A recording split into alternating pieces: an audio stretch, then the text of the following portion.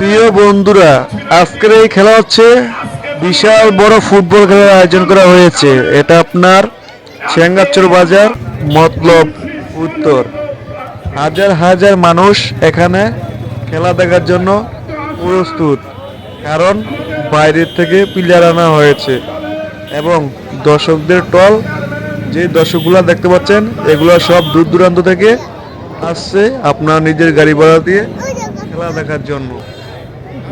Dish cup এবং আরো অন্যান্য কাপ পুরস্কার বিতরণ করা হবে এবং সোহানো এখানে আছে।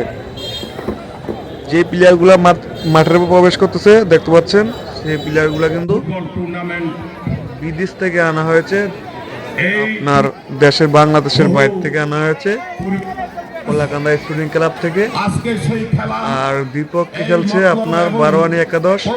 খুবই সুন্দর খেলা হচ্ছে এবং খেলা দেখার জন্য দেখেন ছাদে, বিল্ডিং এর ছাদে এবং অন্যান্য ছাদে কিন্তু কলেজের ছাদে কিন্তু হাজার হাজার মানুষ উঠে বসে আছে, কারণ তারা জানে যে আজকে বিশাল একটি বড় খেলার আয়োজন করা হয়েছে সেঙ্গাচর বাজার কলেজ মাঠে।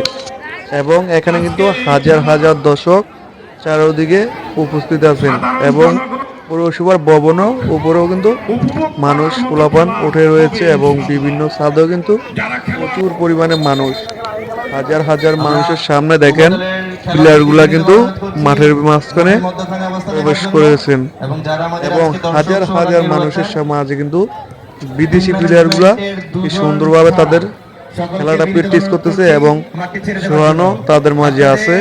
তো এখান থেকে আমরা সোহানকে অনেক দূর, যেহেতু অনেক দূর জুম করে আনা সম্ভব না, আনলো ক্লিয়ার দেখা যাবে না, আমরা চেষ্টা করব বিদেশি প্লেয়ারদের খেলা দেখানোর জন্য। দেখেন বিদেশি প্লেয়ার কি সুন্দরভাবে দেখেন পায়ে দিয়ে কত সুন্দরভাবে হাতে কন্ট্রোল করতেছে। দেখেন দেখেন এগুলো হচ্ছে বিদেশি প্লেয়ার, আপনার সবাই একটু কালো কালো, দুই একটা আছে সুন্দর, তবে বিদেশি প্লেয়ার বলে কথা।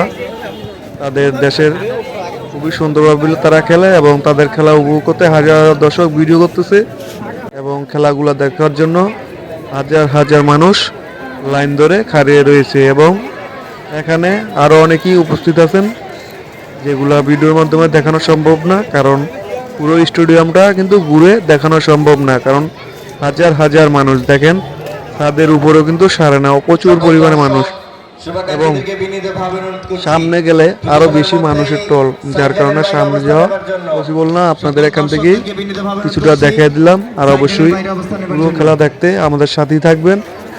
আজকের ব্লগটি কিছুর মধ্যে শেষ হয়ে যাবে, কারণ পুনরায় আবার সামনের ব্লকে পুরোপুরি খেলার আনতেছি।